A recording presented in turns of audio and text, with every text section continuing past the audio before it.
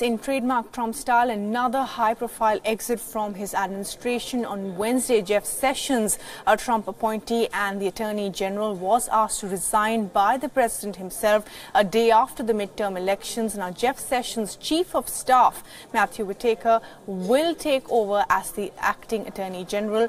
Sessions, a former U.S. Senator from Alabama, was an early and loyal supporter of Trump, who drew his fury when he recused himself from a probe into the Russian meddling into the 2016 U.S. election campaign. Sessions, in a letter, said that he was stepping down at Trump's request. Now, President Trump, in a tweet, also said that he was grateful to Jeff Sessions for his service. Sessions' ouster was criticized by Democrats and observers who said that the Republicans were attempting to obstruct the Russian meddling probe into the Trump administration. I find the timing very suspect, number one.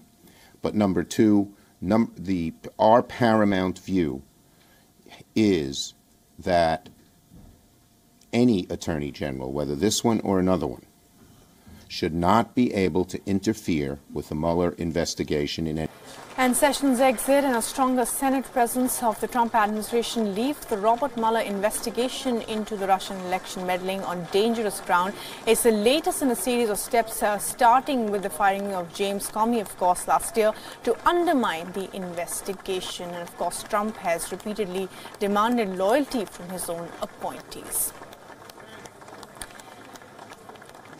Ray Locker, senior journalist from Washington, is now joining us for more on Jeff Sessions' exit. And Ray Locker, thanks for talking to us. What does this really mean for the Trump administration? And of course, as we've been speaking about Robert Mueller's investigation as well. Well, for the administration, it means he needs to appoint a new attorney general, and there are a lot of questions about who that might be. While the Republicans gained seats in the Senate on Tuesday night, which makes it easier for them to confirm a nominee, it's doubtful that there are many high-profile people who are very talented who would want to take this job. Sessions, in a lot of ways, is considered by Democrats to have been a disaster as attorney general, other than recusing himself to let the Mueller probe go through. So we don't know who the next appointment would be. Matt Whitaker, the chief of staff, has already criticized the Mueller probe. He's been outspoken as a critic of a number of things. So there's immediate skepticism about his effectiveness in the job, now that he's the acting attorney general. Right, and the acting Attorney General, as you said, has been more pro-Trump when it comes to the Mueller investigation than, of course, Jeff Sessions as well as his deputy. Would he then be able to supersede? Is there a precedent to that? And, of course, Donald Trump continues to demand any and all kinds of loyalty from his appointees, and the only other option for people who don't toe the line is an exit. So, as somebody who follows U.S. policies and, the presidents over years, is this an unprecedented situation? The CNN website showing that about 60 people have already left this administration. The turnover in this administration is unprecedented. All administrations have turnover because it's hard to work for the White House. It's just a very demanding job. But this administration, far and beyond any other one, has had a lot of turnover. 2 chiefs of staff, now an attorney general, the EPA administrator, Secretary of Health and Human Services, you name it, the list goes on and on. And so this does not bode well for the future, I think, in terms of the effectiveness of the administration, in terms of getting good people.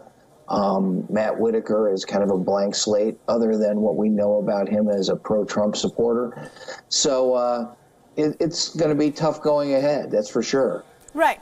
And Ray Locker, of course, to many outside the United States, who really won the midterm elections? Because the House of Representatives, in a sense, has gone to the Democrats. The Senate, the Republicans have done better. And the press conference where, of course, Donald Trump lashed out on certain journalists seemed like either he was very angry or he seemed more robust after the midterm elections.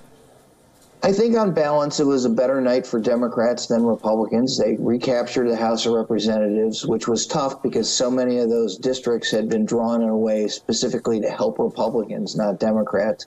And they picked up at least 7 governors' mansions around the country. So that's significant. The Republicans did do well in the Senate. They gained seats. Part of that is because Democrats had way more seats to defend than Republicans. But the Democrats did have at one time a hope of recapturing the Senate, and those hopes were dashed. So I think on balance, better night for Democrats, but there are plenty of places where Republicans can say that they did very well as also. Right, Ray Locker, appreciate you talking to us this morning. Thanks very much indeed. Joining us from Washington. Thank you.